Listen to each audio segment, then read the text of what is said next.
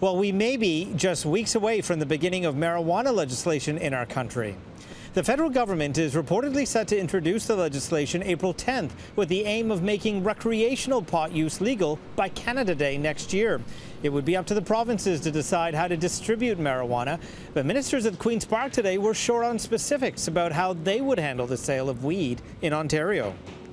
I think it's really important that we look at the legislation, be able to analyze the federal legislation, because that is going to give us the parameters under which we will be working, and gives us more certainty to then start going down the path of making policy decisions. I have not baked, and no pun intended, any regards to revenue in regards to cannabis, because I also see that we're going to be reinvesting much of this into issues around health and addiction and support systems in the marketplace. So I'm not taking any consideration in terms of revenue on this issue.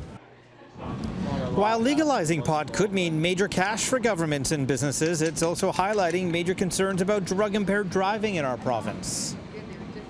I understand, as we all do, that the federal government has plans to move forward, but I have grave concerns about the impact on road safety. We know that it's a challenge, drug-impaired driving. That's why we've introduced sanctions for the first time in Ontario's history.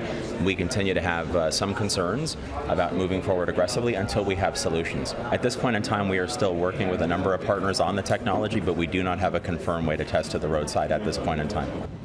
And the minimum age to buy pot would reportedly be 18, but provinces would be allowed to raise that limit.